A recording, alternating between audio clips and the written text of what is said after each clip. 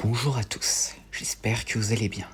On connaît tous InGen, cette société à l'origine de tout dans l'univers Jurassic Park et qui apparemment devrait bientôt revenir dans Jurassic World Rebirth. Cependant, savez-vous quel a été le principal moteur pour la fondation de cette société? Eh bien, c'est ce que nous allons voir aujourd'hui.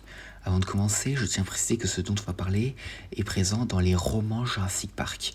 Donc, encore une fois, comme c'est le cas pour l'influence du projet Quagga, on ignore si ce projet dont on va parler a aussi eu lieu dans l'univers des films, même si c'est peu probable. Mais bon, commençons. Avant de fonder InGen, John Hammond avait lancé un projet nommé le Portfolio Pachyderm, avec l'aide d'un généticien de Stanford nommé Norman Atherton.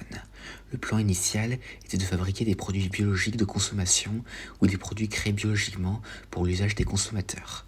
Finalement, grâce au financement de Hammond, Atherton a créé un éléphant miniature ressemblant beaucoup au Paléoloxodon qui vivait autrefois sur les îles de la Méditerranée. Le projet a duré plusieurs années et comme dit plus tôt, cela fut le principal moteur de Hammond pour fonder International Genetic Technologies INC, autrement dit InGen.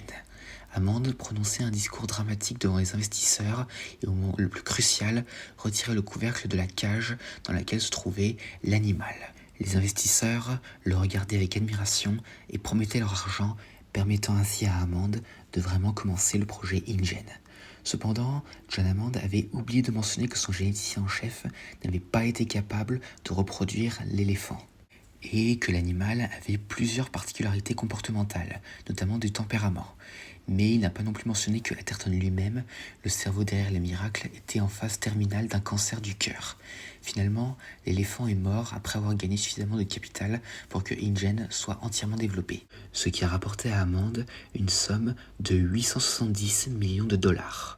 En revanche, nous n'avons pas plus d'informations à ce sujet, mais en tout cas, cela montre encore une fois la différence entre le John Hammond du roman et le John Hammond du film. Donc autant dire que merci Steven Spielberg d'être passé par là. Et en termes d'anecdotes, dans les coulisses, le pachyderme paddock de John Hammond, tiré du premier numéro de la série de bande dessinée Jurassic Park Redemption d'IDW Publishing, pourrait être une référence à ce projet.